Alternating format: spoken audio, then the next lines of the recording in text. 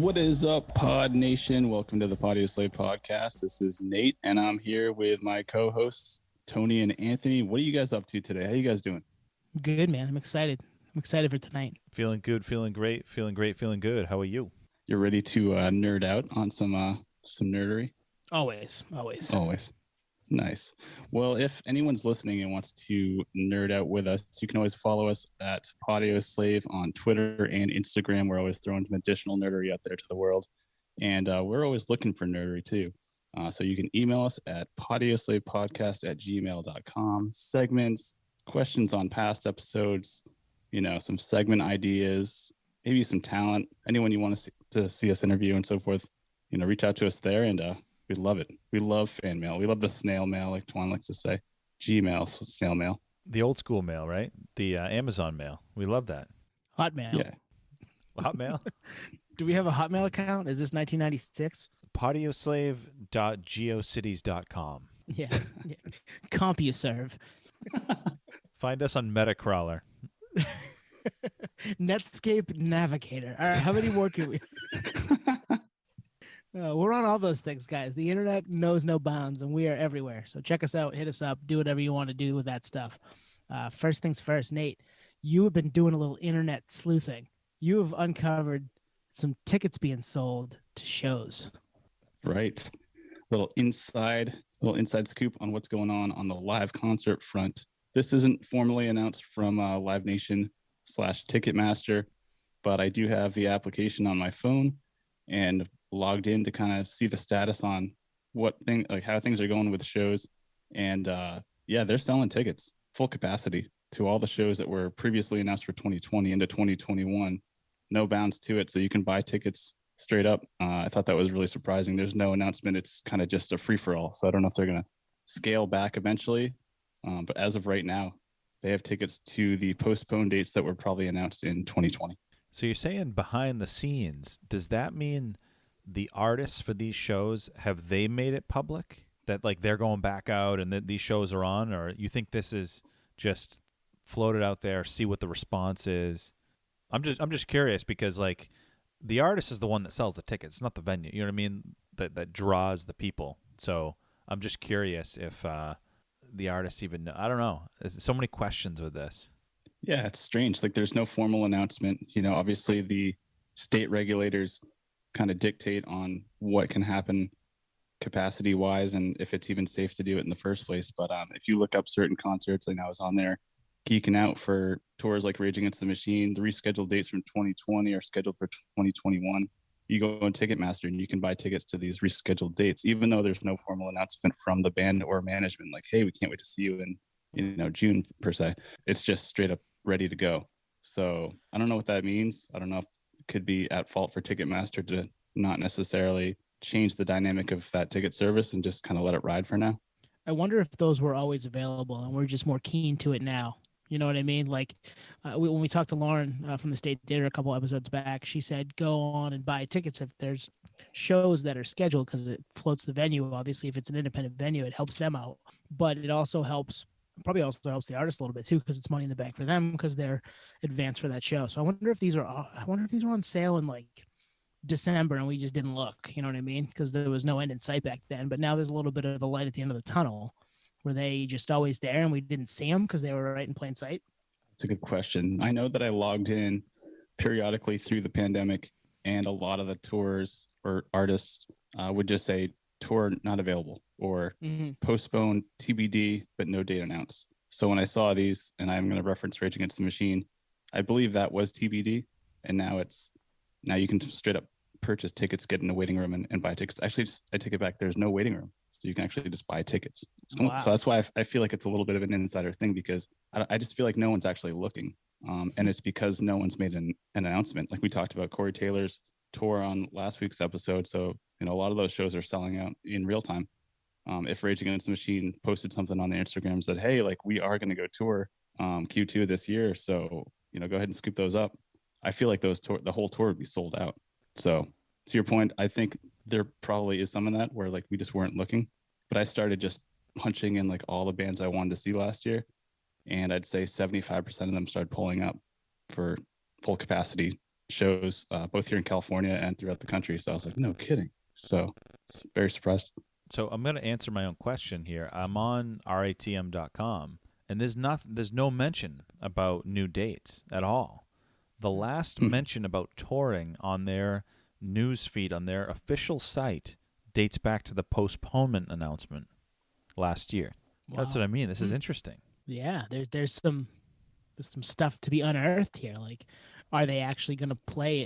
Was it Texas you saw, Nate, or Phoenix? One of those places.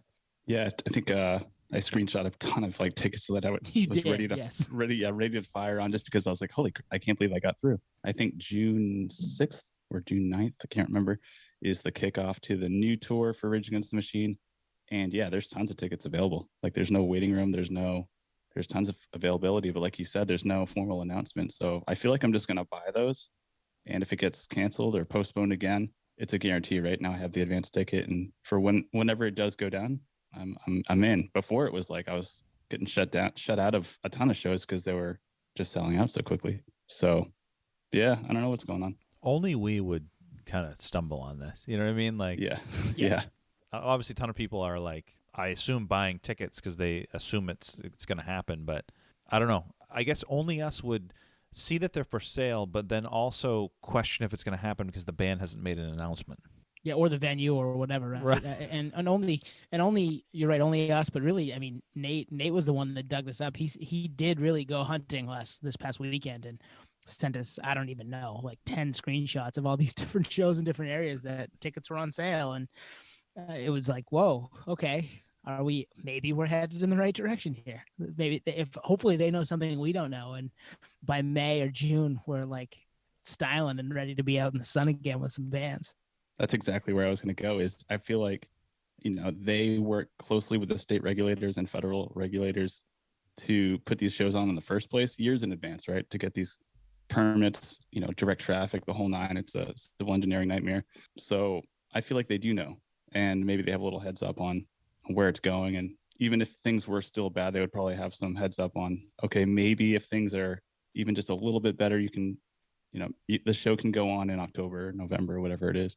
So I'm not sure. But another thing is kind of doing the compare contrast from pre-COVID to post-COVID, during COVID, the whole nine. One of the tickets I sent you guys a screenshot of was a comedian, Ricky Gervais.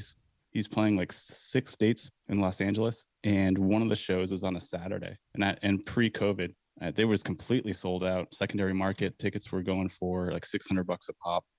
And I sent you guys that screenshot where I got 6 tickets for $600. You know what I mean? So like, damn, everyone that was going to go got their refunds, and now it's like you can go.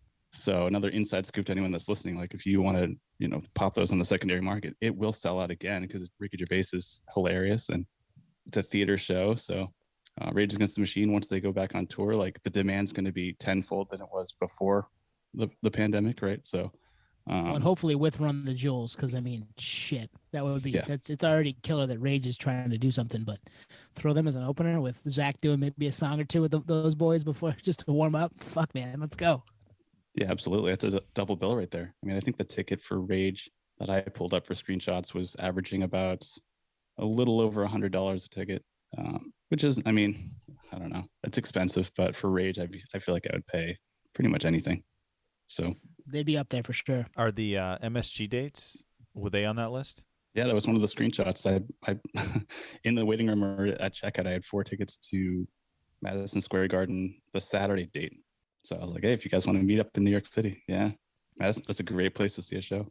I don't know. I'm confused. I feel like it's I'll believe it when I see it type of thing, especially at full capacity, Yeah. Like you said. Because, I mean, everything we've been hearing, reading, listening to, there'll be COVID protocols and safe social distancing and safe measures and whatnot. So I don't know. Exciting stuff. If it is happening, it's exciting stuff. No, you're exactly right. I mean, we did a whole segment on it, right? Like what is it going to look like? What is post-COVID going to look like? We're going to be in spacesuits. We're going to be in bubbles. We're going to be super spread out. The capacity is going to be down to 25% at Madison Square Garden. So it's basically a limited engagement. You're lucky to get in kind of thing. But the Ticketmaster website did not reflect that at all. So I feel like it's a win-win. I mean, you could buy the tickets and you'll get a refund if they switch it up on us last minute. And if they don't, then you're in. I mean, the demand's going to be insane.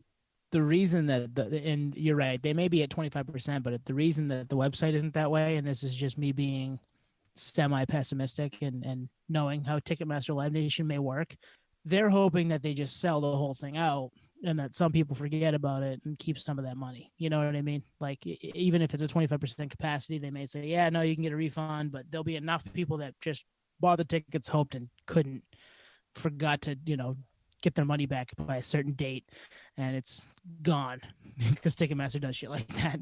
That could be true too. Yeah. Being pessimistic, I know, but it is a positive story if it is what's happening, and if we're headed towards that. So, cool stuff.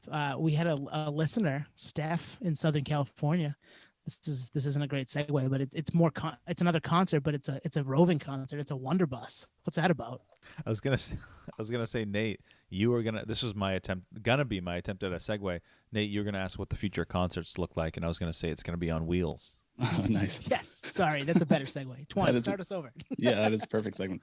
No, you just got it. Nate, what are we talking about? Yeah, here in San Diego, concerts that are mobile, like you said, kind of a pivot from concerts in a formal setting, like we were just talking about with Madison Square Garden, theaters, arenas, the whole nine. This is a rolling show, so it's mobile on a bus, and it'll basically drive around and you see the show mobily, I guess. I feel like this is kind of a unique experience. I don't know if it's just like a think outside of the box type invention for the time being. I don't know if this is sustainable long term. I don't know. What do you guys think? From what I gathered from the photo I saw, it looks like a double-decker bus where the top level is it's either limited seats or they pulled out the seats, so it's a platform.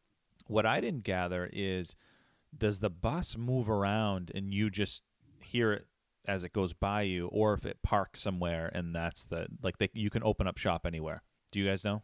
No, and I felt the same way. I was like, is this they're running through the streets of downtown San Diego, and like you might catch them by your office building if you're still in your office for work, or like you're out going for a walk, or are they, you can get on it and you're outside kind of, but you're like, the bottom was like the VIP where you could, there's TVs and cocktail service or whatever, which was interesting to me.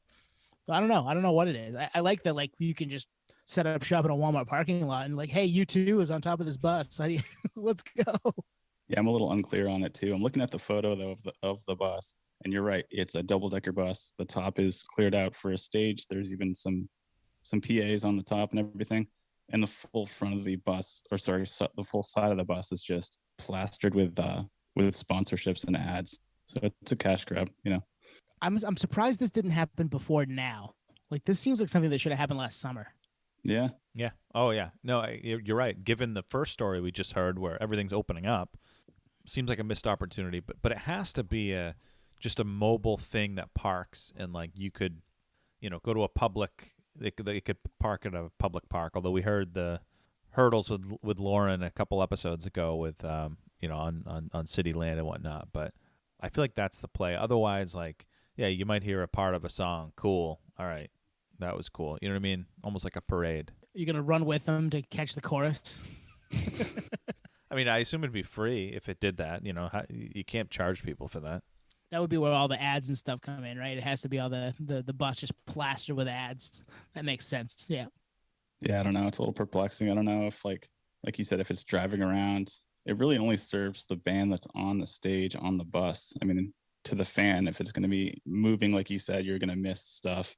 I don't know. I don't really know if this concept makes a whole lot of sense. I don't think I would. I mean, I know it's right here in San Diego. Maybe I'll check it out just for the recap. Haven't you seen it? Has it not like driven by your house yet? I feel like you'd be like the person to find it.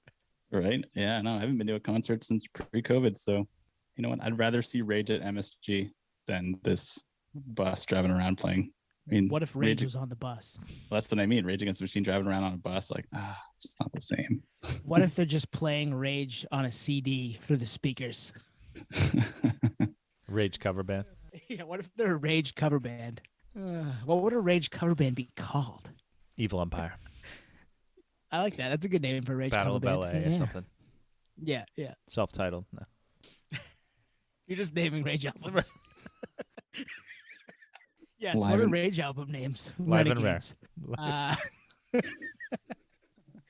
All right, yeah, that's interesting, and I think they probably missed their boat with or their bus with last summer, but it's still interesting, especially if you're locked down and stuck, and maybe you can get out to a parking lot and catch some live music. I mean, Nate, you've talked about being out in outdoor spaces a couple of times and it being really tough to get to see just like a covered band person or somebody playing cover songs at a bar or something, right? Like that. There's itch for it. There's people that want to do it. Yeah, and to your point, I think it is a missed opportunity. They probably put the infrastructure to launch this at the height of the pandemic, and they're like, man, it seems like this pandemic is going to be rolling around for years to come. Like, at least we can get this together and make some cash. And now it's too late. Rolling around, no pun intended there. Yeah. What's next? A band on a duck tour? If you're from New England, you know what that is. Yeah, the duck boats, baby. Cue the duck boats. It's what happens when we win all those championships. All right, who's got a segue for our big one, our big topic? I was going to say, I get no segue. I was going to say, speaking of duck boats, but that doesn't make sense. Speaking of cash grabs, no, that's not really going to work either. Yeah, I got nothing for segue, but it is an interesting topic. And, oh, you know what? Okay, here it is. The bus, you really would hope it would be loud and clear, right? Right. Yes. So Seriously. that leads me to our next topic, the Loud and Clear initiative from Spotify. Boom, there's your segue. So to recap here, so Spotify, really on the heels of them getting a ton of scrutiny for squeezing the artists and whatnot, they launch this Loud and Clear initiative, which is basically aimed at increasing transparency around the numbers and economics of streaming. So they've been, the big bad wolf when it comes to paying artists fractions and fractions and fractions of pennies. Basically, they launched a website, and there's a video. Do you guys watch the video? It's like a 3-minute video, which kind of explains them basically defending their stance on payouts. Do you guys watch that? I didn't watch the video, but I read the article that we had talked about, and it sounds like there was a strike and people protesting outside their headquarters, right? And they were like, we want you guys to pay artists more, or some of them were artists even. And what are they currently? I think that the article said they're currently paying artists 0.003, so like 0.3 of a penny per stream, and they're asking for about a penny, which is another 70% or whatever, big increase, right? So they wanted them to be more transparent as far as that goes, raise their rates. And it sounds like they're just like, hey, yeah, no, we're going to give you more information. Like, good luck. Hopefully you go away. Yeah, it's a little strange. And the whole core of it is just sketchy, right? I mean, if they're saying that they're going to, anytime, like, I think you said it, Tone, like transparency, when that's being said from said company or whatever, it's always a little shady. It's like, no, you're never really that transparent because you don't need to be. And at the end of the day, this whole program, Loud and Clear, I've said it before with Twitter, with like Jack trending, what was that? Streaming service. Oh yeah, when Square bought Tidal, yeah. Yeah, they can just make it trend. Spotify can just rig this data all day. It's self-policed, so it could all be bullshit. All these people that were protesting wanted was Spotify to disclose how they make their money, because obviously they make their money on people being members, but they're also making their money on record contracts, deals with record companies to stream music, and then behind the scenes probably algorithms and pump ups that way to push music out to people to get the streams up so that the record companies and the artists make more money. So this is what they wanted. Spotify was like, nah, we're just gonna tell you that we're launching a website. Here's some information. Like, yeah, you guys have made more money as a group from streaming over the last 4 years. Cool, thanks for coming. So my take on this is actually almost 180 from you guys, which is the big takeaway. If there was one kind of a one-liner that they wanted anyone who visited this website to take in and digest was basically this: hey, we don't pay artists and songwriters directly. We don't. We pay the rights holders of the music, which is the labels, it's the aggregators, it's the distributors. So basically, in other words, if you have a beef with what you're getting paid, it ain't on us. We pay out who we have a contract with. So that's their whole thing. It's like, okay, so that's their whole message. Now, if I'm an artist, yeah, I'm still gonna have a beef because I don't know what they're paying. They're probably screwing those people. You know what I mean? They're screwing those people. So they're Screwing the independent artists, not the label one. well, no, I'm saying that they could possibly be screwing the labels and the aggregators and distributors, meaning that the piece of the pie that the artists have, the total pie could be small from the jump. But another thing they said is, hey, we pay out 2/3 of what we get in to those three groups, the labels, distributors, aggregators. We take 1/3. So that's one thing. And then my take on this is people are forgetting Spotify's not profitable. You know what I mean? So it's like, yeah, there's a lot coming in on the top from the premium monthly subscription and whatnot, but there's a lot going out. Again, if you're sending out 2/3 of what you're taking in, they have a shitload of overhead, and they're paying, and again, this is on them, but they're paying these huge premiums for the Joe Rogans of the world, etc. Mm-hmm. Yep. Who they're telling, or they're yanking episodes, and they're Right. they're muzzling him a little bit, which is kind of shocking. Different story for a different day. Right. But I mean, this whole initiative for me, who's like, I love this stuff, like, yeah, it got the message across, and it did bring me in a headspace of like, yeah, the beef is with with the artist and the label. An analogy I have is this: if I'm like me personally, if I own a t-shirt company with like sports slogans, and I sell my t-shirts to a distributor for $10, me to the distributor $10, the distributor then sells them to Dick's Sporting Goods for $15, and then Dick's sells them for $25. I can't be mad at Dick's because I'm only getting $10. I can't. I sold my soul to the distributor. You did in the big artists on big labels way, but if you're an independent artist and it's uploading your stuff by yourself, you're getting left out in the cold. And that's part of the problem here, is that those smaller artists are maybe not getting the time that they deserve if they're good enough. Now, not all of them are. There's plenty of them out there. I mean, some people may have listened to us and said, these guys aren't for it. Like, we don't need to listen to them too. So that type of thing, there's choice in the world. That the cream typically rises to the top when they've had some backing. But at the same time, if you're an independent artist and you're a good independent artist, and there's a lot of those out there, you're being screwed because the labels dictate who you don't even work with. The labels are dictating those, or Spotify's dictating the amount of money they pay out per stream because of the label. Like, that seems a little off to me too.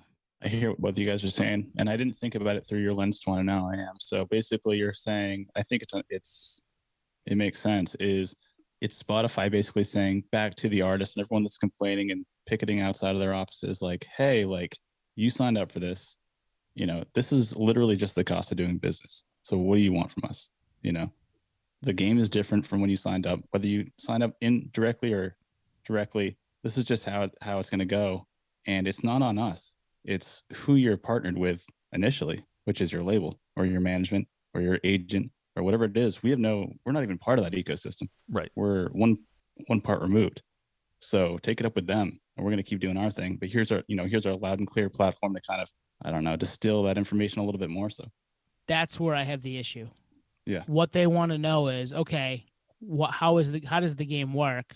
And you're not telling us how the game works. So the labels are the ones dictating what you get for money, but you're the one setting the price point for what we get back, or those two together are doing it, and the artist is left out in the cold a little bit.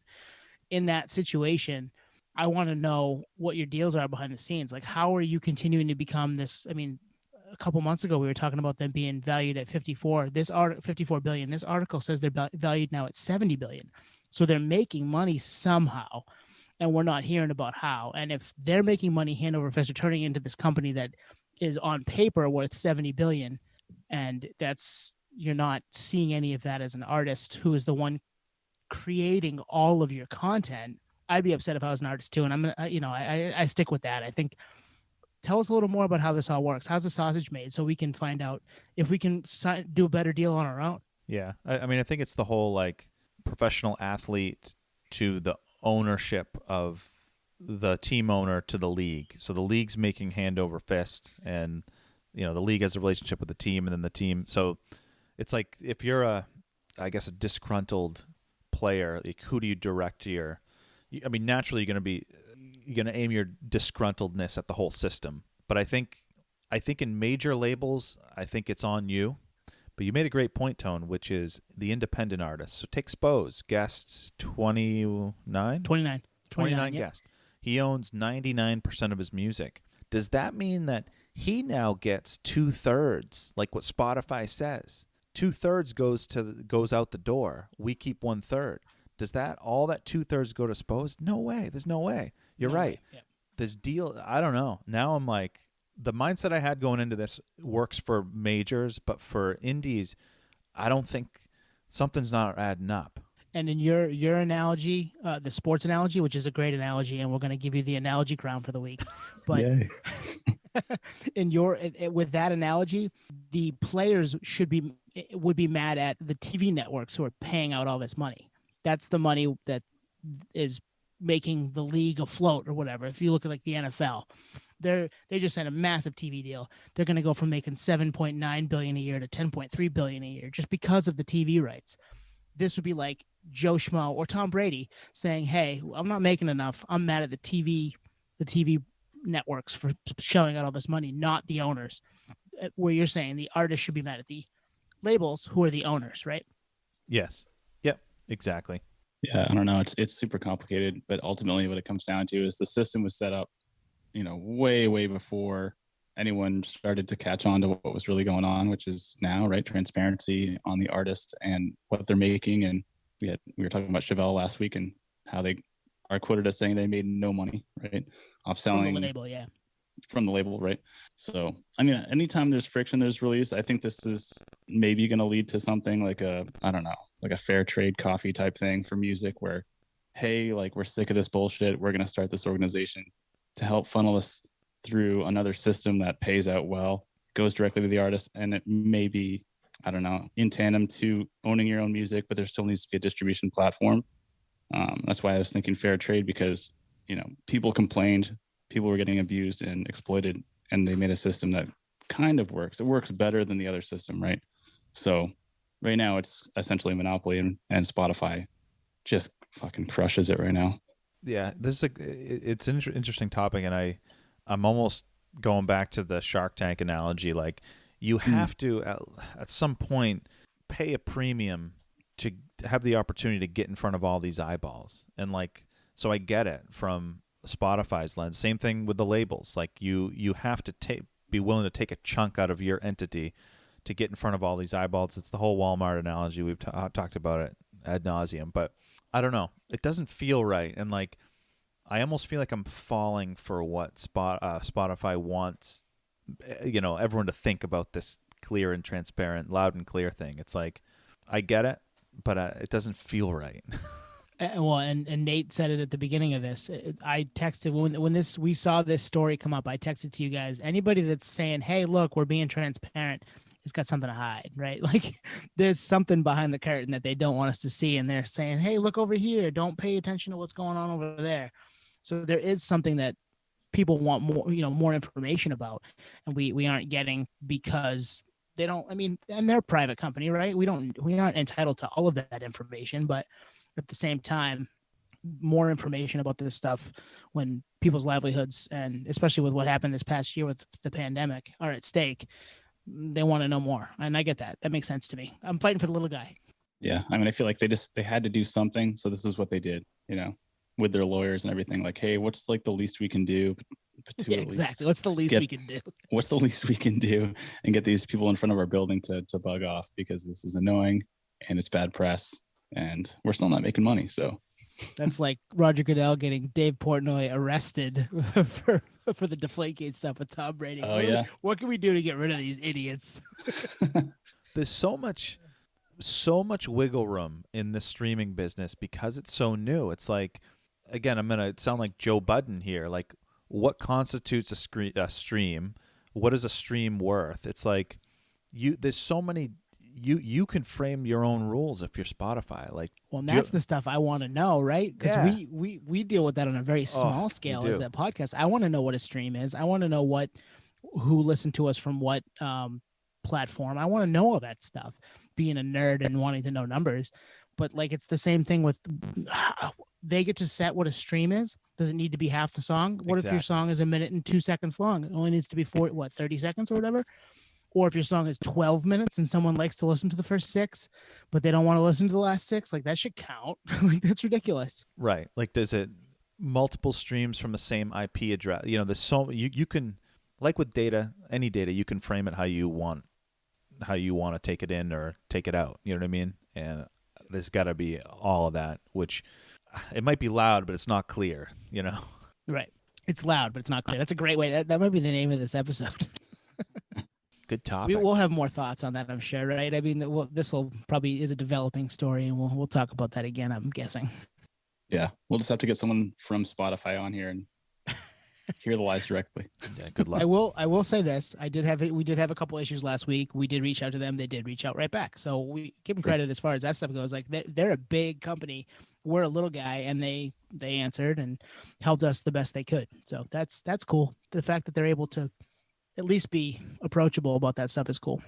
But we are, yeah. I mean, I think we're just so spoiled of like everything's so instant these days, and when it's not, you're like, all right, I'm getting dicked around. I may or may not have said that about numerous things in the last 12 months, right? All right, main segment time. Yeah. What are we doing? We had a segment last week that was side projects are key, right? So we talked about some bands or some artists that had done multiple things and had, Tom York and Radiohead is doing Atoms for Peace with Flea. Wes Borland's doing Black Light Burns, Bob Mould's doing Sugar, stuff like that. So that was fun. It got us to thinking, what about an artist or a solo act that left a big band or a band to make their own thing? And let's talk about that a little bit. So we're looking at a couple of artists that left maybe a successful project or just one project and birthed another and turned into their own thing, whether it be solo or another project altogether. So with that being said, what do you guys got? Who wants to go first? Yeah, you kick us off. All right. Well, the way you presented that tone kind of makes this one a little bit more complicated. I like that. But we make the rules, Nate. So do what you want, man. True. Yeah, we're Spotify. We do what we want. So this is weird because this guy didn't necessarily quit the band.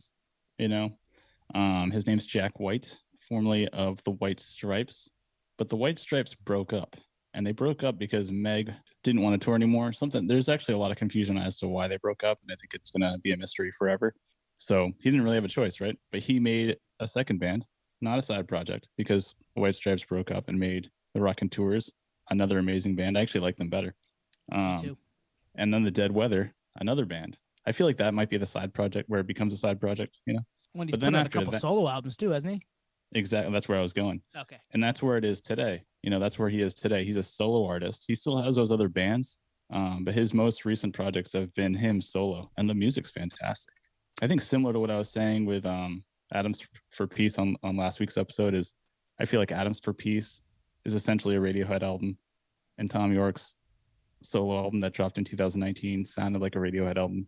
Jack White's solo albums sound a lot like the White Stripes and Rockin' Tours. Well, it is him, right? You can't get away from his sound, his guitar playing, his songwriting, his kind of it's very unique song delivery, and they're fantastic albums. He's a legendary artist at this point. So lives in Detroit. He's 45 now, which is crazy. I think the unique thing I was saying earlier is he didn't quit. It was kind of a crescendo is basically like this band broke up, so I'm going to make this other band and then this other band, and it kind of led to the final destination, which is a solo artist almost by default. But I think he's just a working man. He just makes music. Maybe the other guys weren't ready to make another Wrecking Tours album or Dead Weather album, and he's got all this stuff piling up. I mean, he owns a vinyl pressing plant. He owns a record label. He collaborates with people all the time. I think he produces it as well, if I'm not mistaken. So, yeah, Jack White. I mean, legendary. Kind of came up in the early 2000s, right? So, yeah, he's a legend in his own right. Does he go by his name for solo? Mm-hmm. Yeah. Yes. He does. Yeah. Probably for him, smart move. I know others who I'll get into for mine don't, they Yep. choose to mix it up for whatever reason. Yeah. Maybe they don't have the brand name, but for a dude like that, massive brand name, yeah, that's the move. Lazaretto was his first solo record, right? I know, second. Second. What was his first solo record? Wonderbus in 2012. Oh, right, Blunderbuss. Lazaretto had the cool vinyl with like the stuff on the side and like the hidden song, and he is a nerd in the highest order. Nate and I have talked about him a ton because I think the DVD or the documentary that he did with The Edge and Jimmy Page, right? It Might Get Loud. Oh yeah, the guitar one. Yep. Yeah, that's pretty cool. And just listening to kind of all three of those guys and how they all sound so different, but they all are, guitar nerds and were in, massive bands. I mean, The Edge and U2, Jimmy Page, obviously guitar god from Led Zeppelin, and Jack White in his own right with the White Stripes and his own stuff, the Dead Weather and Raconteurs and Self-Titled. So yeah, he's a nerd after our own heart when it comes to that stuff. So this is a cool pick. And do you think we'll get a reunion of White Stripes? White Stripes? It's a good question. It's a great question. Great question. I don't know. They just seem very quiet on that front. Meg White, you don't hear from her at all. I always try to put pieces together on why things happen. From what I kind of pieced together on a nerd detective level, is she was suffering from some anxiety issues. It wasn't really up for touring the world nonstop. Jack White obviously didn't want to stop, so there's always like the kind of that push and pull kind of thing.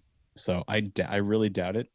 But then again, I mean, Guns N' Roses said they would never get back together, right? Not in this lifetime. They named the tour Not in This Lifetime tour. So money talks. I mean, same with the Gallagher brothers, right? Oasis apparently will never get back together ever again. But I really doubt that. I feel like money talks.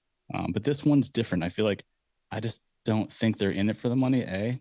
And B, like, it just seems so far past at this point. Maybe a one-off. Who knows? It's a good question, though. I could see him putting together a one-off, either show or tour, just U.S. tour, and not leaving the U.S. Maybe it's 12 dates, it's tiny type of thing, just to appease both of them. Like, he wants to do it again, and she says, okay, it's got to be on my terms type of deal. So I could see that. Yeah. Well, the reason I ask is a lot of times with these scenarios where someone goes solo, and with Jack, it's kind of a unique course because he has other bands and then he goes solo, but there's typically a reason why, and it doesn't sound like, whether it's creative differences, because in most bands it's more than just two people. Isn't it just two people in that band, White Stripes? Yep. Yeah, just two people. So yeah, that's probably it, Nate. It's probably her, and he still wants to do his thing. So that checks out. But I always like wondering about the why. You know what I mean? Like, what happened where this person goes off? Creative differences. I feel like that's largely what it is. Or just not wanting to be in the limelight anymore. Yeah. I feel like being in a band and one that's successful is basically catching lightning in a bottle, So to ditch that effort and live a quiet life, I mean, that's a giant pivot. You basically followed your dream, somehow succeeded, and became one of the biggest bands on the planet. And to step away and never go back, I just feel like, well, shit, you worked your ass off for that long to just push it all away. I mean, as a fan, I feel like it's hard to comprehend that, but as the artist and the talent, people do it all the time, right? Take a little hiatus. Well, things may not have been what they may have gotten. She may have gotten her fill of it. They may have had creative differences as far as the music went. It could have been all kinds of different things. So, yeah, you're right. I mean, it's from our vantage point, it's like, why wouldn't you continue to do that? That sounds awesome. You're a rock star, but it may just not be the life that she wants to live. That makes sense. Yeah, and that's why I brought up the little investigating I did when I read something about anxiety and panic issues and stuff like that. Well, shit, you can't ignore medical conditions, right? God, so, no. And then at some point, doesn't it become that you're just kind of playing a role? You're just you're an actor in your own film, where it's like you're replaying all these old songs. And when I was younger, I used to get mad when bands I like wouldn't play the old stuff. But now, as I'm older, I'm like, yeah, you move on, or you don't like it, or I get it. Yep, definitely. That's a good one, Nate. Twan, you want to go next? Yeah, I got one here. I got a couple. We'll start with one.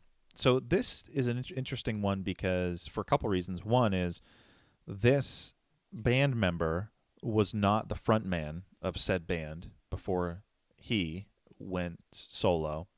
That's one thing. And then two, you could argue this is a side project. So if we brought this up last week, it would also qualify. But as we said, we make the rules. So here we are. All right. So I'm not going to give away the band yet, but this band was I would say kind of a modern post-hardcore band from Canada, formed in the early 2000s.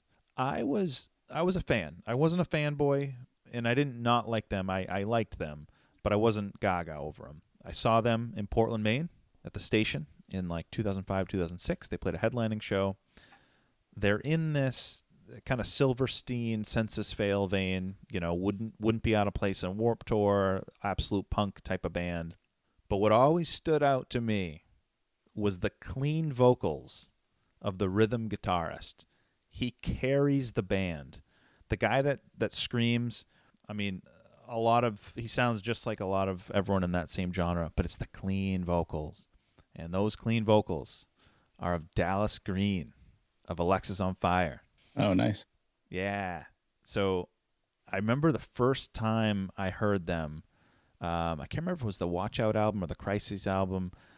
But again, they just kind of blended in with the crowd until you hear the clean vocals. And you're like, I want more of that dude. Like, that dude has got pipes like at that age, probably like I'd never heard. Like, just, super, wide range, emotional, et cetera, et cetera. So then, fast forward to the punchline here. 2005, he releases an album solo under City and Color, which is, I think we mentioned this on the podcast, City being Dallas, Color being green. It's a great name for it. Yeah. To change it up, by the way. Yeah. And I guess it's because I actually read this today. He didn't feel it just didn't feel right calling it Dallas Green. And that's why I asked you, Nate, if Jack White went, he used his name. And he has a brand name. I assume Dallas Green is not a household name, right? But yeah, they released that first. He released a solo album in 2005. It's largely acoustic. Actually, I think it all is. The album sometimes, and then from there, it kind of morphed into like a full-time, full band, so kind of like a side project type of thing. But City and Color, solo, love, absolutely love it. Two things. City and Color is awesome. Like that, they're a cool band. I got into them middle of last year, maybe, or early last year, right in the beginning of the pandemic, maybe. The other thing is Jack White could have gone by John Blanco, and that could have been his stage name. That's right. But yeah, City of Color is cool. That's a show regret for me because they played the State Theater a couple springs back, and I was like, that'd be a cool show to go to, and it was a busy time of year for me, and I couldn't get there. But now looking at it through our lenses of today, I'm like, damn it, that's a show I wish I had gone to. Like, it would have been really good at the State Theater. Great show. I went to that one, the City and Color show. Jealous. He'll come back. They've come a bunch of times. They like Maine. They like Portland. So yeah, maybe I came the time before that. I've seen him twice in Portland, then once at the House of Blues in Boston. Yeah, I was at that State Theater show when was that? 2018? Yeah, you were home for a hot minute. Yeah, I squeezed him in. I went to that and Jack Johnson. I think maybe even a third show. Nice. Shocker. Yeah. Squeezed him in. Great pick, man. I love City and Color. One of my favorite bands, actually. Those albums are fantastic we always say, I feel like we're always saying this, great driving music. Yep. It's very atmospheric and just his voice, like you said, clean vocals, super amazing harmony. Yeah, I'm a big fan. Big fan of City and Color. And I didn't even realize, like you said, that he named the band not after his full name, which is kind of cool. We all need to find cool names like that. That's just, it's clever, it's funny, it's smart. Like, I love that shit. And it's spelled with a U, color, so it kind of spiced up a little bit. Well, you said he's Canadian? Yeah. Yeah. Yeah, that makes sense, I guess. Right? Would that make sense? English. I was going to say English, if he's of English descent, yes. If he's of French descent, maybe not. Or maybe, I don't even know, man. It's European as far as the U goes with color. I mean, Color in the Shape of the Foo Fighters had a U in it. Who the fuck knows? But yeah, Sometimes is the first album, which is largely acoustic, which I think at the time was just him. I'm sure he had help. But then Bring Me Your Love dropped, which could be the best. And then after that, it was Little Hell. And then I didn't check out as much after that. But this is one of those scenarios where, like, he obviously knows he can sing. And I'm sure, and everyone around him knows he can sing. So I'm wondering if this is like, everyone around him at the time's like, dude, you should put some solo stuff out. You know what I mean? Right. Yeah. And it didn't take away from, well, I shouldn't say that. I was going to say it didn't take away from Alexis on Fire, at least not immediately. Like, they disbanded, I think they put out an album in 2009, and then City and Color kept going. So who knows? I don't know the ins and outs of it, but this could be another thing. I mean, City and Color does full full U.S. tours, so who knows? I'd be excited to see them if they came. That'd be a fun Thompson's Point show if they were. I don't know if they're quite big enough, especially after what's happened, but that'd be a cool spot to see them just with the way that sounds and that backdrop. So I hope so.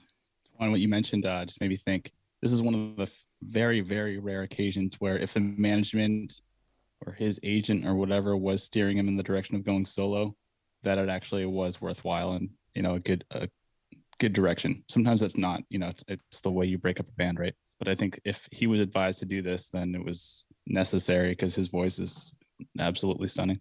You got one, Tom? Right. I got one. And it's a circuitous route to the music that he plays today. He started completely different in a different world. And I listened to his first band today for the first time and actually really liked the record. I listened to it. I was kind of surprised that I did because I kind of always put it off. But it's a front man. He was a front man for a hardcore-ish, punk-ish band in the early 2000s, put out a couple of records with them. And then I know who it is. I'm sure you do. And they disbanded. And then he's put out a bunch of music on his own as a kind of folky singer-songwriter type. So, Twan, you know who it is. Nate, do you have any idea? I've talked about this guy a ton. I don't. Twan? Can I guess the original band? Yes. Is it Bomb the Music Industry? No. Is that what it is? Nope. Million Dead is the original band. Frank Turner? Yep. Okay. Oh, wow. Did I get the band wrong? Who's Bomb? I don't even know who Bomb the Music Industry is. Carry on. Twan's Fact talking deep checking cuts. myself. Million Dead is the couple of records that I listened to. The first one that I listened to today, and A Song to Ruin, I think, was their first one in 2001. I'm confusing him with Jeff Rosenstock. Jeff Rosenstock was in Bomb the Music Industry. Yep. I've never given Jeff Rosenstock enough time, but Same. a different story. Again, another different story for a different day. But yeah, Frank Turner. Frank Turner is my pick here, and he went from the because I would say bringing it back to Jeff Rosenstock, he's still kind of in that vein. I don't know what Bomb the Music Industry sounded like, but he's still kind of punkish and a little heavier at times, where Frank Turner is not. He has gone the folky singer-songwriter route and has been very prolific in that lane. He's put out 8 solo records. He's put out 4 EPs. He's put out some collabs with other people. Most recently, this past fall, I think. He's been super prolific in this vein, and I like both. Now that I know, I like both versions of Frank Turner, but I'm obviously drawn to the more singer-songwriter aspect. Most notably, I love Tape Deck Heart and Poetry of the Deed, which just turned 10 a couple of years ago, so I think it's 12 now. But yeah, big Frank Turner fan. Tape Deck Heart's one of my favorite records of the last, 10 years maybe. I spent a ton of time with that, and would love to see him. He came to Portland, Maine on the Be More Kind tour, and that was actually the one record he's put out in the last 5 or 6 years that I wasn't a super fan of, because it's a little more pop, a little more polished, not as folky singer-songwriter he is known to be, but it had some cool songs on it, and it would have been cool to see him live because he'd have played a bunch of stuff, because that's what he does live. So yeah, Frank Turner, that's my pick. I feel like his route. What was his original band? Million Dead. You didn't listen to them, Twan? No. Do you know of them? No. You might like them. You think so? Yeah, I'll check him out. I feel like his path is what happens when you grow up. You know what I mean? When you come from that punk scene, and even like you can still hear it with his stuff. You know what I mean? Like there's a little bit of an edge there, a rasp there, but I feel like it's a natural path. Yeah, no, I just feel like it's a natural path for him. Like that's what you grow up from the VFW hall. You know what I mean? At some point, most rational people do. You know what I mean? Whether it's you move on in your styles or you just happen to outgrow it. And I feel like that's what he did. And he's, how old is he? Like 39. 39? Wow. And he's played 2,500 plus shows, which is nuts. Damn. Solo shows, I believe, or with the Sleeping Souls, which is his other band. And I've talked about him a decent amount on this podcast. The day after my wedding, my wife and I sat down and watched a live stream last summer, not long after his 2,500th show, which was also semi-live streamy. So it was supposed to be in the middle of a regular tour last summer, and it obviously didn't happen. Cool live records too. Live in Newcastle is a cool record. You're right. It's a little more like not grown up, but he's moved from the VFW hall to the, intimate venue with the guitar and himself. I love that one because it's something I can kind of apply to my next one, but you grow into it, right? Like you can only do something for so long. Like I think we were all worried with Corey Taylor, like solo album's cool. He plays amazing acoustically, but we're literally be like, hey, I'm like, 46 now? Singing Slipknot songs is not sustainable. So I like that. The way you put that is you grow into it. You get older, and I mean, what would you want to be doing at that age? Do you want to scream your lungs out and essentially blow your ears out and be in a cane at 60? Like, yeah, right. So that's cool. Good way to put it. It's funny. I thought you were talking about Frank Turner, but I confused him with Rosenstock, Jeff Rosenstock, who did the same. I feel like the same type of path because Bomb the music industry is like a punk collective type of thing. But yeah, at the end of the day, it's the right move for him.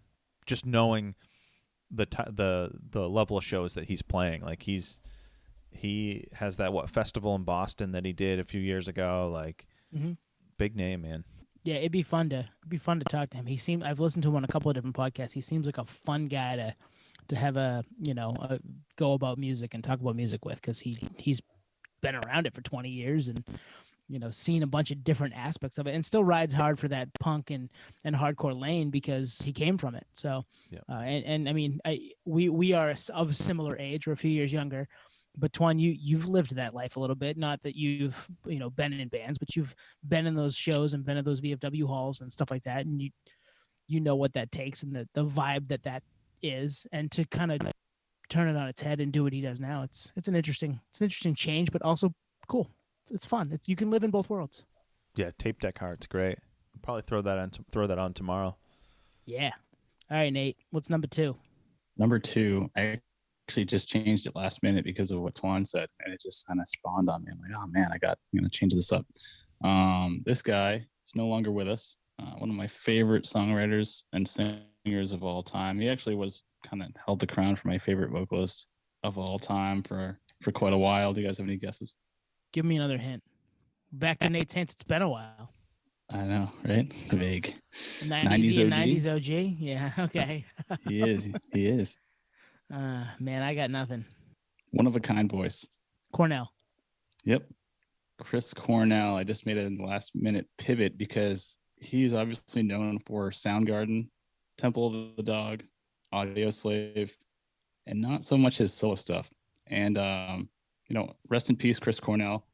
His solo album that dropped wasn't my favorite, but seeing him solo was one of the best shows I've ever seen in my life.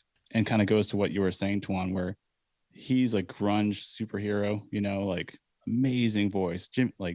Robert Plant type-esque, one of a kind voice, right? It comes around once a generation. But seeing him play a small acoustic show, I saw him with my wife in Napa Valley, wine country, played a small little theater, just him and an acoustic guitar, and he played covers of Audio Slave, Soundgarden, solo songs, cover songs. He played Billie Jean by Michael Jackson, and it was just like unbelievable because his voice is so good that it was literally like what you just said, Twan. It was like, if I were him, I would do this, and I probably wouldn't even go back to Soundgarden or Audio Slave. I would just do this for the rest of my career because it's who he is, right? It's super soulful. He can play acoustic guitar like anyone, like the best of them. And I just thought it was so good. And I almost wish that he was remembered more for his solo music. Unfortunately, the solo album that he dropped it did bomb, and it was kind of out of character for what he was doing. I think there was a lot of pressure from Jimmy Iovine and people for him to put out like some kind of super pop album with Timberland and just kind of hit the charts and see what happens. I don't think that was really up to him. I don't really think it worked well for what he's known for, but at the end of the day, he's like a David Bowie type, just kind of do everything. He's versatile in that way. But seeing him just acoustic and play songs was just mind blowing.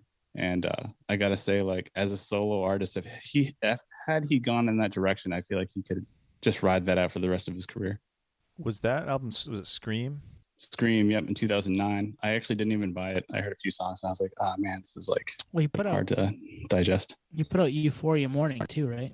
Yeah, actually I take it back. So there was 3 solo albums. There was Euphoria Morning and Carry On. Carry On, I actually saw him, was the first time I saw him solo when he had originally left Audioslave in 2006, and I saw him in New York City at Irving Plaza for Carry On in 2007, and that was him with a backing band. So it was essentially the same rock thing. It was almost like he was playing Soundgarden and Audioslave song, full electric, which was fantastic, especially to see him in such a small venue. But to see him, I think what I was kind of alluding to seeing him play songs acoustically was once removed from what he's known for, which is like a powerhouse rock guy from the late 80s. He could do that though. Like he could switch up lanes like that. And it's funny you mentioned Robert Plant, because the live record songbook, which is him solo acoustic, I think for the most part, he covers a Zeppelin song in that. So go check that out. Like that'll probably be, if I have a say, which I don't because it's Nate's, but if I have a say, I'd put that on the playlist because it's a cool song. Yeah, he covers Thank You, right? I believe so, yeah. Yep. So I'm trying to in my head kind of sequence this out. So when did Soundgarden call it? They called it in, I'm not going to look it up right now, but I think 1997, if I'm not mistaken. Actually, sorry, I think it's 96 or 97. And then Audioslave is, they formed in 02. They put out their debut in 03. So he was kind of, nowhere to be found for a few years in between, and then back with Audioslave. So didn't he put out Euphoria Morning? I think he put out Euphoria Morning when we were freshmen. Was that 99? Yeah, exactly. Yeah. So it was basically Soundgarden, broke up, solo album number 1. Yep. Nowhere to be found for a little while. Hey, you want to join up with the Rage guys? Yes, I do. Yep. Then Audioslave, then solo again, then Soundgarden reunited, and then solo again. And then unfortunately we lost Chris at the end of the last tour for Soundgarden. 2016? May 18th, 2017, he passed away. Yeah. Wow. Yep. Yeah, and Nate and I saw Soundgarden when they got back together in Boston at the Orpheum in 2013, I believe. Damn, the Orpheum? Yeah, small room. Rob hooked us up. We haven't mentioned Rob yet this week. Rob hooked us up with tickets through the radio station, and we were like bottom pit too. Like we had nice seats right in the middle, probably, I don't know, 20 rows back.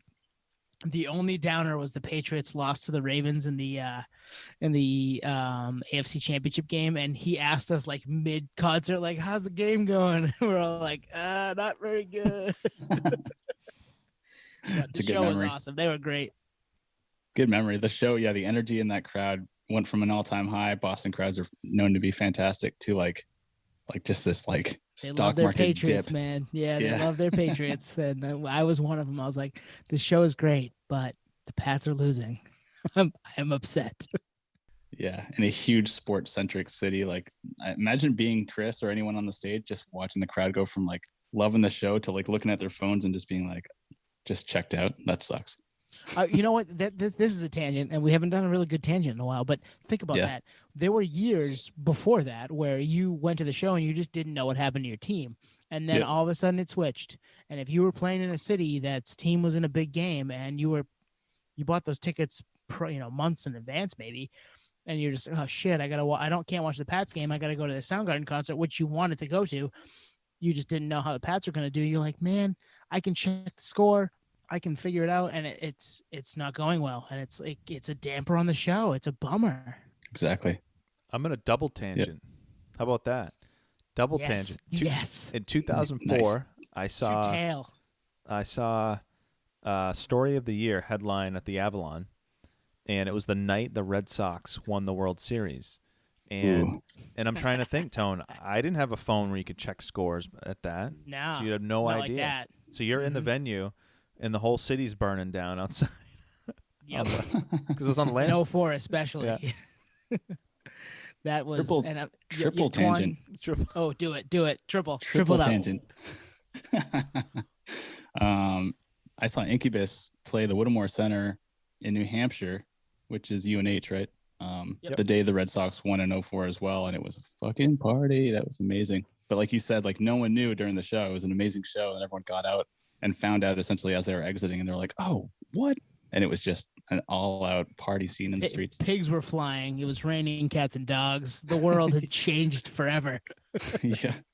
quadruple tangent. I don't even know how many tangents we're on. I was at Setla, our fake producer's house, and hit my head on the ceiling when they got the final out. So I was pretty excited myself. Not gonna lie, wearing a Red Sox hat at the moment. Quintuple tangent. I get nothing. All right, that's enough tangents. Go Sox. Sorry, Twan. I know you're a Yanks fan, but go Sox. Yeah, I love all the tangents because it's true. Not to continue the tangent thing, but the fact that we weren't present or we're not present at shows like we were pre-smartphone, let's say '07. So, but yeah, that was the case at that show, and I feel bad for Chris and anyone on stage to see the crowd just like deflate like that. Amazing show, amazing artist, and you're right. He put out a bunch of solo albums, not just Scream. It was Scream that kind of put a dent in everything because first on a solo career, because it was just so far removed from what he should be doing. And I hate to say that because you kind of typecast people in that sense. It's okay. It's just, you could tell it was forced. But to see him acoustic and actually do what he's good at was amazing. And it was still removed from what he's known for, which is rocking arenas and stages with Soundgarden and Audioslave. So yeah, unplugged acoustic Chris Cornell's, I think, the best I've ever seen him. Yep. Chris Cornell is a great pick, Nate. I huge fan. Always going to be. Rest in peace, man. Yeah, this was a pivot from Neil Young originally, so he's the other Neil Young, I guess. Save it for next time. Yeah. Spoil. We're a year plus now. We've only repeated maybe one segment. It's because we had Greg on. We'll edit this. Just kidding. No, we're leaving it. The sausage. This is how the sausage is made, guys. Yep. All right, Twan. What's your second one? Your final one here. So I picked this one because it's a dial back to a previous episode, and we can be relatively quick with it. But I know who it is already. Yeah, it's a dial back to episode 19. Yep. Chad Neptune, bassist of Further Seems Forever. I encourage you, whether you pause this episode and go back and listen to it or listen to it after this episode, go check it out, because Chad really tells the story of how Chris was the front man of Further Seems Forever, and he was bringing... Chris Carrabba. Who did I say? Just Chris. Oh, okay. Yeah, not Chris Cornell. Right, Chris Carrabba. Chris Carrabba was bringing these kind of softer, almost like singer-songwriter songs to practice, and what it ended up being screaming infidelities, and it just didn't fit that vibe. I mean, it wasn't too far off, but it just didn't fit that vibe. So he started playing solo shows under the moniker Dashboard Confessional, and this kind of goes back to the Jack White thing. Like, if Chris Carrabba names his solo career Chris Carrabba, no one knows who that is. It's not like he has the brand name at that point in time. This is in 99, 2000. So he's playing shows on the side, and I actually think, correct me if I'm wrong, didn't Neptune say that Chris was opening for them solo? I think so, yeah. There might have been some of that. I know he's like slinging merch, like Dashboard T-shirts and stuff. Yep. At further shows. But I chose them for this because it's a callback to our earlier episode. But also, for better or for worse, Dashboard sparked a whole new movement. So I'm going to say the whole emo movement in quotes, because it's really the new emo movement. It's not like the Joy Divisions of the past and whatnot. It's this new emo movement that, I mean, if you trace the lineage of kind of this post-2000 Warped Tour and Taste of Chaos boom, I think it goes back to him. I mean, a lot of those bands in that MySpace era, I think a lot of it goes back to him, where it's like, now you can talk about your feelings. You can be emotional. You can let it all out, where before, I feel like it was way more cryptic, way more. And again, for better or for worse, because there's a lot of trash that came out in that MySpace era. But yeah, I still like those, Swiss Army Romance, Places You've Come to Fear the Most. Great albums. I'll probably toss them on tomorrow. A Brand, a Scar. Yeah. Got some bangers, though. It totally does. And it was just a mental shift of, it wasn't the angry, let it all out like the nu metal thing. It was more, I'm in touch with my emotions thing, which was new to me at the time. I think you went to the show, Twan. Didn't Dashboard open for Thrice around that time? I didn't go to that show. It was actually... You remember that, right? Dashboard that headlined. Okay, so Thrice opened for Dashboard. So Thrice, a little, at the time especially, a little heavier than what Dashboard was doing. But he, like, the world that he came from, that makes some sense, because he was with Chad, our episode 19 guest, who was in a hardcore band. So there was, and he lived in Florida, and they played all those mixed bills. Go back and listen to 19. You guys will like it. It's good. But yeah, there's that's a good one because you're right. And I had him written down, but didn't do it because I was like, one of us will do it. Yeah, I had a feeling. And you're right. It was a shift. It was a tonal shift in the music industry from nu metal to that. And that's what, like, the voice that launched 1,000 ships, 4 years, 5 years of that. Like, it's exactly what happened. You're absolutely right. That's a great call. Yeah, good point. I never saw it in that lens, but now that you say it, it's like I can kind of see all the bands that were copycats of Dashboard Confessional and what Chris was trying to execute. Even the later stuff, like the song Vindicated is one of my favorite songs. Great that was song. that was on a soundtrack, I think. Spider-Man 3, I believe. Yeah. I was at that show too with the one Dashboard Thrice. It was the Civic Center. Sorry. Yep. Was it Civic Taste Center. of Chaos? Taste of Chaos? No, the Civic Tour. Oh, was it the Civic Tour? Honda Civic Tour. I don't think they didn't come together to Portland. That was a Boston show because Setla, the aforementioned Setla, tried to get me to go with him, and I couldn't. We'll have a fact checker on this later. Wait, Don't you're worry, saying guys. Dashboard and Thrice show? Yeah, that It didn't was come to Portland. Yeah. No way. 100%. Where the hell was I? I don't know. I don't remember that at all. I think I still have the flyer for it. Well, now I'm gonna call you bullshit, but we'll deal with this off air, guys. Tony, you got a lot of show regret, man. Apparently. No, you're right, Twan. It really did launch a whole sub-segment of music, whether it be, I don't know, even, I guess it was kind of spawned from the emo, punk, post-hardcore movement and into this singular, what do you say? Emo? I just said like new emo. Like N-U-E. New emo. Okay. Not N-U? Yeah, N-U. New emo. But yeah, I mean, a great songwriting. And actually, when I worked at Virgin EMI, the president at the time was like the A&R that discovered Chris launching Dashboard in some club in New York. I think he was just playing songs just to kind of get him out there. So when you mentioned Thrice earlier, like Justin Kensrue. Yep. I saw him play the Knitting Factory in New York City, and like no one knew who he was. It was like Thrice fans knew who he was, but Knitting Factory in New York City is like many, like 150 people or something like that. But to your point, like he named it Dashboard Confessional, not his name. Had Dustin made it a band name, you know, I don't know, maybe the turnout would be the same, but it definitely changes the dynamic of this is a solo artist, but it's under the moniker of a band name, which is kind of cool. Tone, you gonna take us home? Yeah, I'm ready. I'm ready to do that. I was trying to fact check, but I can't find it. So my last one, I've talked about him. He was his record that came out in 2020 was an honorable mention for me, but it has since probably jumped into my top 5 from 2020 because time will do that to you. He was in the Drive-By Truckers from 2001 to 2007 before he went solo. And I did not know that until I was stumbled upon this today. And I was like, he fits perfectly. He was solo for a couple records. He now has a backing band that is also credited when albums come out. Really singer-songwriter-y, country tinge, folk, bluegrass tinge type deal. Guys have any guess who I'm talking about here? I know it. Nate, you guess. Who is it? I don't know idea. And Nate, you do know, because when I say it, you'll be like, oh man. He's fantastic on Twitter. I know it sounds so weird to say. Yeah. And actually, our biggest tweet to date was because he liked it and responded to it. So thank you, Jason. Did that give it away, Nate? Jason? No. Oh, you kill me, bro. Jason Isbell and the 400 unit, but Jason Isbell originally. Okay. Huge fan. And the more I listen and dig and find out new things, the more I like him and the more I like the music. I listened to Southeastern today, which I had never listened to before, which is sacrilegious if you're a Jason Isbell fan. That record came out in 2013. I had heard many songs from it live, from his Live at the Ryman record, which I own and have listened to a million times. And it's a great live record from the Ryman Auditorium. I think on tour for this or around that time.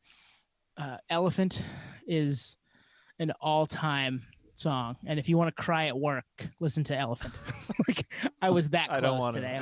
I was like, oh man, like this song is so. And I had heard it before live, but I really dug into the lyrics and like read stuff, and I was like, man, such a great song. He's just such a great songwriter, and Reunions is came out last year, and it's a great record, and I've listened to it a ton of times now, and it just continues to climb. If you ask me in 5 years what my top records of 2020 were, that might be 2 or 3 or maybe even 1, depending on how things go. So yeah, Jason Isbell in the 400 unit was part of the Drive-By Truckers, and was married to somebody in the band, and then divorced and left the band, and is doing his own thing now, and has obviously done pretty well for himself as a solo artist, and with his band, the 400 unit now.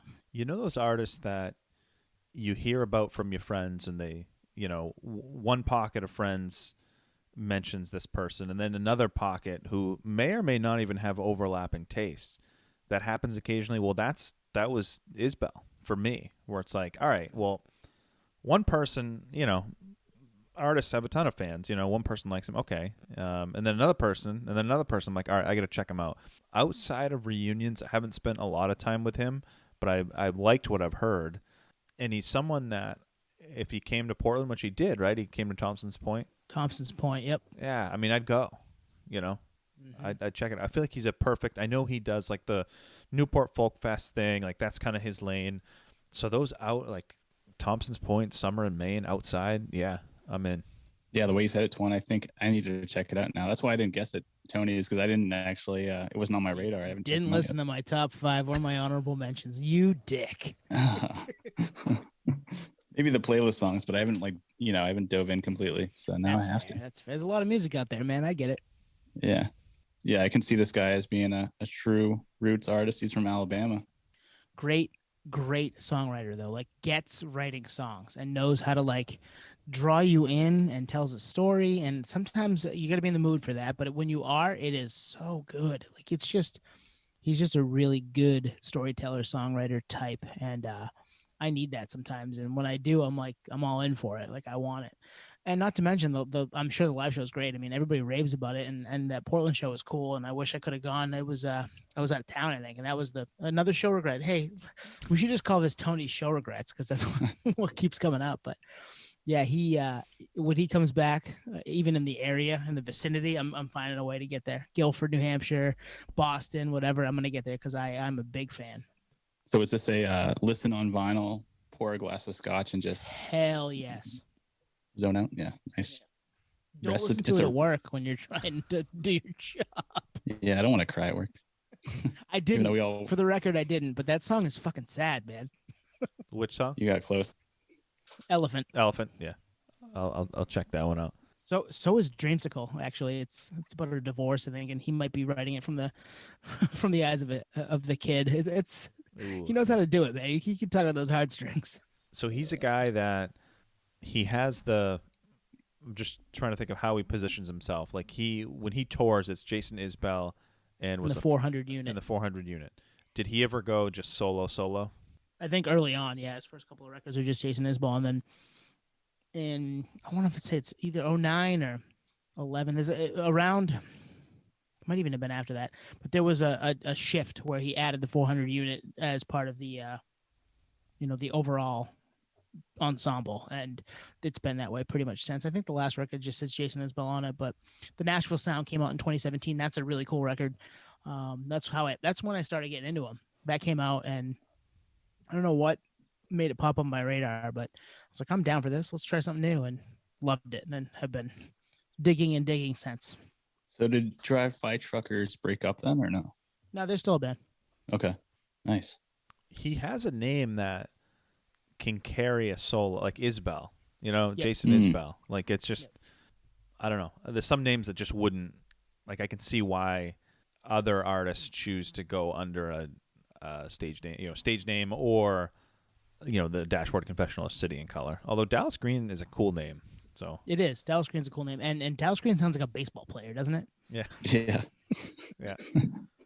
He sounds like the guy who won Game 7 of the World Series for the Red Sox, or Game 7 of the ALCS against the Yankees for the Red Sox, or a shortstop for the Texas Rangers, kind of thing. Yeah, exactly. Yeah. Nice, man. Right. Now I got to check him out now. Yeah, it's time, Nate. Especially when you're on the road, man. I give you records to listen to all the time. You just gotta dial them up. This has been an ongoing thing for Nate and I since long before the podcast. Hey man, check this record out. Yeah, cool, awesome. Hey man, have you checked that record out? Yeah, cool, awesome. Well, Like, it's gonna Menzingers, happen at right? some point, right? Menzingers, Yeah. they were your like rookie of the year last year, Nate. Yeah. Or like, Yeah. Yeah. You know? finally listen. You're like, you're right, Tone. They are good. They're like, yeah, no shit. I've been telling you for 5 years, bro. and now they're huge, and you can't see them in Right. cap 500 spot, man. And I'm not bitter about that at all. Yeah. Moral of the story: always listen to your friends. Just like the Bitcoin talk we were talking about like a few episodes ago. It's like people are telling you to check stuff out. You got to just take their word for it, kind of thing. Unless they have terrible taste and they're known for Yeah. giving out right. crap. But yeah, you know your source, and if it comes from multiple sources, you got to perk up a little bit. Well, Twan, you mentioned Sugar from Bob Mould last week, and I was like, I've never heard of this, and I've heard him, and I threw it on this week, and I was like, shit, I love this record. So like, good. Wow. I got to Yeah, check out it's the just- other record. I didn't even know there's more than one record. Me either. And now there's some, more music just flooding the nerdery banks. Oh man, Patio Slave, we're the nerd sommeliers. Pod, Exactly. if you're listening, come on the pod. Yeah, Bob, we're around. We'll find you. You can find us too. All right, that's a good spot to wrap. Probably. We each had a couple. That was fun, boys. I enjoyed tonight. That was a fun conversation. That was fun and lends itself to another round. Maybe I don't know. Maybe next year. We're good at avoiding Who knows? repeats, Yeah. but Could be 2022 at this point. it is repeatable. Yeah, I like repeating segments. Maybe we'll get Greg on for that one. Gotta get Greg back here sometime. We'll get Greg back. Don't worry. Yeah, we'll bring him back for something else. Greg, if you're listening, think of a segment. Yeah, let's we'll outsource the work here. Let's have Greg come up with a segment next time. He's the fourth member. I mean, let's be honest. Yeah, that's what I was alluding to in the intro. Is like, hey, like anyone that's listening, like, give us segments. Like, we're putting some stuff out there, but I want to hear like what do people want to hear? We know what we want to hear. That's a great call. Yeah, hit us up in the DMs. Hit us up on the socials. Hit us up on the email. Like I want to know what you want to hear about for nerdery. So if there's something we haven't done and you've listened to us and you've been like, hey, I really like that and that, do something like this. Hit us up. We're all ears. We love that stuff. Absolutely. I think we'll wrap it. Have a great week, everyone, and tune in next week. Peace. Cheers, everyone. Peace, podheads.